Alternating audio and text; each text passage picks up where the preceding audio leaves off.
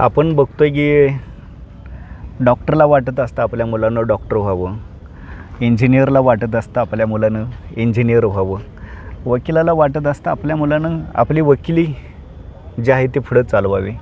पण आपल्या डॉक्टर प्रमोद गावडे सरांचं मात्र थोडंसं वेगळं आहे. ते स्वतः व्यवसायानं डॉक्टर असताना देखील त्यांना वाटते की आपल्या मुलानं क्रिकेटर व्हावं आणि त्यांनी जे स्वप्न पाहिलेलं आहे ते स्वप्न कुठंतरी आता पूर्ण होताना दिसतं आहे.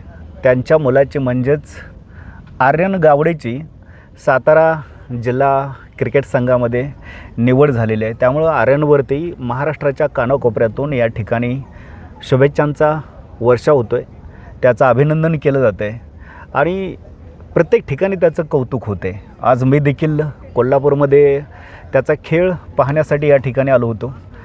मला वाटते किती पारे खेळा तू? 4 पारे खेळा. 4 पारे खेळा. आणि आत्ता ज्यावेळेस मी मॅच बघायला आलो त्यावेळेस म्हणजे 98वरती तो आऊट झाला. वाईट वाटलं थोडंसं, पण त्याची वाटचाल जी होती ती शतकाकडे सुरू होती. आपण त्यावरती या ठिकाणी बोलणारच आहोत. पण डॉक्टर साहेबांची आपण पहिल्यांदा एक प्रतिक्रिया घेऊयात. डॉक्टर साहेब, तुम्ही पेशानं व्यवसायानं डॉक्टर असताना देखील क्रिकेटसारखा एक वेगळा विषय तुम्ही निवडला तुमच्या मुलाच्या करिअरसाठी. काय कारण आहे त्या पाठीमागून? कसं आहे की जरी आपण वेगवेगळ्या क्षेत्रामध्ये काम करत असलो, वैद्यकीय क्षेत्रात असलो, इंजिनिअरिंगमध्ये असलो की कुठल्याही क्षेत्रामध्ये असू दे, शेती असू दे किंवा कुठला व्यवसाय असू दे, आपल्या मुलांना कशामध्ये आवड आहे त्या आवडीला आपण त्याच्या गुणवत्तेला आणि त्याच्या आवडीला महत्त्व दिलं पाहिजे. आणि जर खेळासारख्या ह्याच्यामध्ये जर खेळत असेल, बलशाली भारत हो विश्वात शोभूनी राहो, त्या म्हणीप्रमाणे जर हा भारत खरंच बलशाली करायचा असेल तर आपल्याला निश्चितपणे आपल्या असणाऱ्या क्रीडा कौशल्यांना महत्त्व दिलं पाहिजे. आणि आपल्या भारतामध्ये असणाऱ्या ह्या तरुण वयोगटातील 12 वर्षापासून ते 22 वर्षापर्यंतच्या वयोगटातील मुलांच्या हे असणाऱ्या क्रीडा कौशल्यांच्याकडं आपण लक्ष दिलं पाहिजे. त्याच्यामध्ये विकास त्यांचा होण्यासाठी, त्यांची वाटचाल चांगली होण्यासाठी विशेष प्रयत्न करायला पाहिजेत. निश्चितच चांगली गोष्ट आहे. आर्यनची सातारा जिल्हा क्रिकेट संघामध्ये या ठिकाणी निवड झालेली आहे आणि त्याच्यावरती अभिनंदनाचा वर्षा होतो. खूप सारं कौतुक केलं जातं आहे. त्याच्याकडं एवढी सगळी गुणवत्ता किंवा इतकी सारी प्रतिभा जी आहे ती कशी काय आली? वास्तविक पाहिलं तर कोरोना ही शिष्टापत्ती मी समजतो. कोरोनाच्या काळामध्ये सगळीकडे लॉकडाऊन होतं, शाळा वगैरे बंद होत्या आणि मुलं बोर होऊन जायची. वैद्यकीय क्षेत्रामध्ये काम करत असताना आमच्यावरती पण प्रचंड तणाव होता. ह्या तणावामध्ये त्याचे आजी आजोबा, विशेष करून माझे मित्रपरिवार, माझे बंधू, ह्या सगळ्यांनी त्याला थोडं त्याच्या क्रिकेटसाठी वेळ दिला, त्याच्या खेळासाठी वेळ दिला. आणि त्याच वेळेला त्याच्यामधलं ते गुण आम्हाला दिसले, टॅलेंट त्याच्यातले दिसले. आणि काय त्याचे असणारे कोचेस, काय लोकांनी त्याला बघितला. म्हणजे विशेष करून या महाराष्ट्राचे मुंबईचे कोच दिनेश लाड सर, त्याचे असणारे त्याला भेटलेले आता सध्या बडोदा येथे असणारे कोच संतोष विरकर सर, दुसरे त्याचे आत्ताचे कोच पुंडलिक नाईक सर आणि सगळे वेगवेगळे कोच आहेत, विनोद सर वगैरे आहेत. ह्या सगळ्या मंडळींनी त्याच्यातले गुण हेरून त्याला सातत्यानं प्रोत्साहन दिलं. कधी त्याचं सिलेक्शन झालं, कधी नाही झालं, तरी सुद्धा तुझा खेळ चांगला आहे, तू सातत्याने खेळत राहा. आणि सगळ्यात महत्त्वाचं, कुठल्याही खेळामध्ये सातत्य खूप महत्त्वाचं आहे. कन्सिस्टन्सीला खूप महत्त्व आहे. आणि सातत्य जर ठेवलं तर तुम्हाला निश्चितपणे त्याच्यामध्ये गुणवत्ता येते, तुम्ही त्याच्यामध्ये कौशल्य प्राप्त करता. आणि आर्यनच्या बाबतीमध्ये मी अगदी अभिमानानं सांगेल की आम्ही सुद्धा तसे प्रयत्न केले की त्याने सातत्यानं अभ्यास तर केलाच पाहिजे. भारतामध्ये शिकत असताना आपल्या असणाऱ्या अकॅडमिक्सला महत्त्व आहे, पण अभ्यासाबरोबर आम्ही सातत्यानं त्याला त्याच्या खेळासाठी कमीत कमी रोज 2 ते 3 तास द्यावेत त्यांनी, असं आम्ही सातत्यानं प्रयत्न केला. त्याच्यामध्ये त्याची आई आहे, आजोबा, त्यांचा सुद्धा माझ्याबरोबर तेवढाच मोलाचा वाटा आहे. आंतरशालेय क्रिकेट स्पर्धेतून तू सध्या खेळतोय, कोणत्या वयोगटातून तू खेळतोय? तो 16 वर्षाखालील वयोगटामध्ये खेळतोय.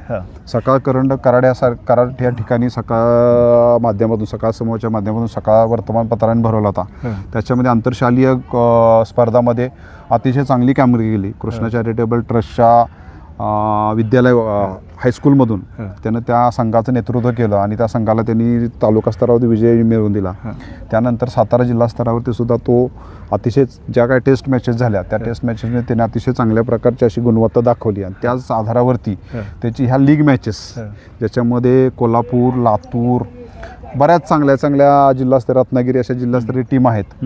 टोटल 18 टीम होते. त्या 18 टीममध्ये झालेल्या 5 मॅचेसमध्ये पाचही मॅचेस सातारा संघानं विजय प्राप्त केलेला आहे. आता त्यांनी लातूरच्या टीमला आता त्यांनी आज लातूरच्या टीमला हरवलं आणि त्याच्यामध्ये आज फलंदाज बॅट्समन म्हणून त्यांनी मोलाचा वाटा उचललेला आहे. एकदा त्यांनी सेंचुरी केलेलं आहे. आजच त्याचं सेंचुरीसाठी 2 रनांनी हुकलातून 98 केलेलं आहे. त्याच्या आधीच्या 77 रन केलेले आहे. त्याच्या आधी 35 रन केलेले आहे. असा त्याच्या फलंदाजीचा आलेख असा वाढताच आहे. ही अतिशय चांगली गोष्ट आहे. संघाच्या दृष्टीने चांगली आहे. महाराष्ट्र क्रिकेटच्या भविष्यासाठी चांगले आहे आणि देशाच्या क्रिकेटसाठी सुद्धा चांगली अतिशय चांगली गोष्ट आहे.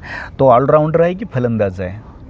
तो बॅट्समन बॉलर दोन्ही पण आहे. बॅट्समन असताना तो आघाडीचा फलंदाज आहे आणि लेग स्पिन पण टाकतो. ओपनिंगला खेळतो आणि सध्या तो ओपनर बॅट्समन म्हणूनच साताराच्या संघाचं प्रतिनिधित्व बघा. ओपनर बॅट्समन म्हणून साताऱ्याच्या संघाचं प्रतिनिधित्व करतोय आणि ही खरोखर आपल्या सर्वांच्यासाठी आनंदाची आणि अभिमानाची गोष्ट आहे.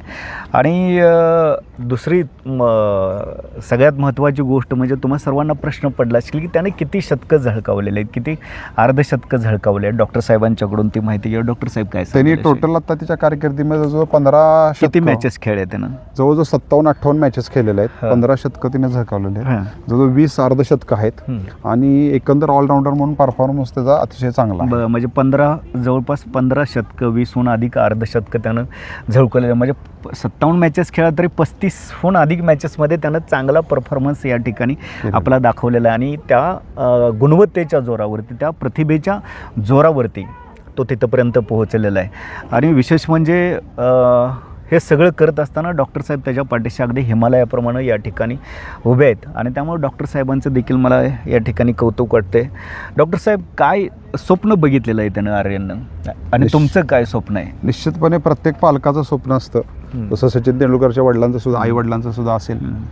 विराट कोहलीच्या आई वडिलांनी सुद्धा बघितलं. तसं माझं सुद्धा स्वप्न आहे, माझ्या मुलानं भारतासाठी खेळावं आहे, भारताचं प्रतिनिधित्व करावं आणि भारताला जो क्रिकेटचा वैभवशाली इतिहास आहे त्याच्यामध्ये थोडासा त्याचा सुद्धा वाटा असावा. आणि खऱ्या अर्थानं ग्रामीण भागातला महाराष्ट्रसुद्धा आता क्रिकेटमध्ये सहभाग घेतोय आणि क्रिकेटमध्ये आपली असणारी गुणवत्ता, आपली असणारी उंची दाखवतोय. ही आपल्या संपूर्ण महाराष्ट्रवासियासाठी अतिशय आनंदाची आणि अभिमानाची बाब आहे असं मला वाटतं. तुम्हा सर्वांना माहिती आहे, दुसरे महाराजा यशवंतराव होळकर यांनी होळकरांची एक क्रिकेटची टीम बनवली होती. आणि इंदोरमध्ये गेल्यानंतर आपल्याला होळकरांचं एक क्रिकेटचं स्टेडियम देखील त्या ठिकाणी पाहायला मिळते. तोच विचारांचा वसा आणि वारसा घेऊन डॉक्टर प्रमोद गावडे साहेब या ठिकाणी आपले काही खेळाडू भारताच्या संघामध्ये असावेत ही भूमिका घेऊन, हे स्वप्न उराशी बाळगून या ठिकाणी प्रयत्न करत आहेत. आणि त्यांनी त्यांच्या मुलालाच या ठिकाणी या फील्डमध्ये पाठवलेलं आहे. आणि स्वतः आज ते म्हसवडहून कोल्हापूरला आलेले आहेत. मला फोन केला आणि अमोल दादा मॅच चालू आहे, तुमच्याकडे वेळ आहे का म्हटल्यानंतर मी या ठिकाणी हा सामना बघायला आलो. अक्षरशः म्हणजे डॉक्टर साहेबांना किती द्यावेत तेवढे धन्यवाद थोडेच आहेत. आणि मी आपल्या सर्वांच्याकडून एवढीच अपेक्षा करतो की तुमचं प्रेम, तुमची माया, ममता, आपुलकी, जिव्हाळा आणि तुमचा सगळ्यात महत्त्वाचा म्हणजे पाठिंबा, नैतिक पाठबळ आर्यन गावडे याच्या पाठीशी तुम्ही उभं केलं पाहिजे. कारण तुम्ही दिलेला हा गुड फील, तुम्ही दिलेला नैतिक पाठिंबा, तुम्ही दिलेलं नैतिक बळच त्याला या ठिकाणी महाराष्ट्राच्या संघापर्यंत घेऊन जाणार आहे. आणि हा महाराष्ट्राच्या संघातून खेळल्यानंतर लवकरच आपल्याला भारताच्या टीममध्ये देखील खेळताना बघायला मिळणार आहे. आणि हे माझं देखील स्वप्न आहे आणि ते स्वप्न पूर्ण होईल अशी मला आशा आहे. डॉक्टर साहेब, आता पर्यंत तुम्ही सांगितलं की 57हून अधिक मॅचेस खेळलेल्या आहेत. कोणत्या टुर्नामेंटमध्ये वगैरे त्यानं भाग घेतलेला आहे महत्त्वाच्या? काय सकाळ करंडकमध्ये आहे, DK. Gaikwad cricket academy, DK. Gaikwad कपमध्ये त्यांनी सहभाग घेतलेला आहे. बडोदा ठिकाणी झालेल्या अनेक मॅचेसमध्ये अनेक जे करंडक आहेत त्याच्यामध्ये सहभाग घेतलेला आहे. मला आता एक्झॅक्टली करंडकांची नावं सांगता येणार, पण ज्या जिल्हा स्तरावरती जेवढ्या काय मॅचेस चांगल्या दर्जाच्या होतात त्या सगळ्या मॅचेसमध्ये बऱ्यापैकी आर्यनचा जिल्हा स्तरावरती सहभाग असतो. आणि तुम्ही मगाशी उल्लेख केला, खरं तर या भारतातल्या जरी हा खेळ भारतामध्ये ब्रिटिशांनी आणला असेल तरी पण ह्या खेळाला खऱ्या अर्थानं राजाश्रय देण्याचं काम होळकरांनी केलं, होळकर घराण्यानं केलेलं आहे आणि गायकवाड घराण्याने केलेलं आहे बडोद्याच्या. त्यामुळं खरंच ह्या होळकर घराण्याचं आणि गायकवाड घराण्यांचं मानाव तेवढं आभार आहे आपण. बरोबर. एक मला या ठिकाणी तुम्हाला निश्चितच आहे. शालेय कामगिरीबाबत शेवटचा प्रश्न, शालेय कामगिरीबाबत काय सांगा? शालेय कामगिरी म्हणजे आता कितवी पासून तो या ठिकाणी क्रिकेटच्या या तो प्रांतामध्ये वयाच्या आला. चौथीत असल्यापासून म्हणजे जवळजवळ 10 वर्षाचा असला पण क्रिकेटमध्ये खेळतोय. शालेय स्तरावरती सुद्धा गुणवत्ता त्याची अतिशय चांगली आहे. म्हणजे त्याच्या आईचं विशेष त्यासाठी मी आभार मानेन, कौतुक करेन की जरी त्याचं क्रिकेटमध्ये लक्ष असलं तर त्याच्या आईकडून त्याचा असणारा अकॅडमिक, त्याचा असणारा अभ्यासक्रम नित्यनेमाने करून घेतला जातो. बरं. आणि तो CBSE मध्ये आहे. परवाच 9वीचा निकाल लागला, अतिशय चांगल्या पर्सेंटाईलने तो पास झालेला आहे. म्हणजे मला पालकांना विशेष करून भारतामध्ये मध्यमवर्गीय कुटुंबामध्ये ज्या मुलांना क्रीडा क्षेत्रामध्ये करिअर करायचं आहे त्यांना विशेष सांगायचं आहे की बाबा तुम्ही क्रीडा क्षेत्रामध्ये काम करत असताना तुमच्या अभ्यासाकडे कुठेही दुर्लक्ष झालं नाही पाहिजे. आणि मी कितीतरी अशी उदाहरणं पाहिलेच की अगदी अभ्यास चांगल्या प्रकारे करून चांगल्या प्रकारची गुणवत्ता सांभाळून सुद्धा मुलं आपल्या असणाऱ्या क्रीडा क्षेत्रामध्ये नैपुण्यता प्राप्त करत आहेत. त्यामुळे पालकांना आणि विशेष करून खेळाडूंना विनंती आहे की कसल्याही परिस्थितीमध्ये तुमच्या असणाऱ्या ग्रॅज्युएशन पूर्ण होईपर्यंत तुम्ही तुमच्या असणाऱ्या शिक्षणाकडे दुर्लक्ष करू नका. कारण शिक्षण हे वाघिणीचं दूध आहे. बरोबर. आपल्या पूर्वजांनी सांगितलंय त्याप्रमाणे आपल्याला शिक्षण सुद्धा तेवढंच महत्त्वाचं आहे जेवढं आपलं क्रीडा करिअर जेवढं महत्त्वाचं आहे तेवढं. मेडिकल फील्डमध्ये असताना देखील डॉक्टर साहेबांची दूरदृष्टी बघा. ते म्हणतायत की आपल्या मुलांनी जरी क्रीडा प्रांतामध्ये करिअर करायचं ठरवलेलं असलं तरी देखील त्यांनी शिक्षणाकडे दुर्लक्ष करता कामा नये. मी आर्यनला विचारलं, आर्यन म्हटला मग शिक्षण तर सुरूच आहे म्हटलं, पण त्याचबरोबर मला क्रिकेटमध्ये आवड आहे आणि याच प्रांतामध्ये मला करिअर करायचं आहे आणि आपण सगळेजण त्याच्या पाठीशी उभं राहायचं आहे आणि त्याला खूप साऱ्या भरभरून या ठिकाणी शुभेच्छा द्यायच्या आहेत, आशीर्वाद द्यायचे आहेत आणि तुम्ही त्यामध्ये कुठेही कमी पडणार नाही याची मला खात्री आहे. जसजसा आर्यनचा स्कोर वाढत जाईल अगदी त्याच पद्धतीने मी देखील त्याच्या संदर्भातल्या ज्या काही अपडेट्स आहेत त्या तुमच्यापर्यंत घेऊन येण्याचा या ठिकाणी प्रयत्न करेन. ज्या पद्धतीनं डॉक्टर साहेब मला सांगतायत असं असं आहे या ठिकाणी मॅच झाली, इथं त्यानं शतक झळकवलं, ती इत्यंभूत माहिती मी आपल्याला देण्याचा या ठिकाणी प्रयत्न करतो. इथून पुढं देखील हा प्रयत्न सुरूच राहील. धन्यवाद. आपला मित्र, आपला कार्यकर्ता अमोल पांढरे. जय मल्हार, जय भारत.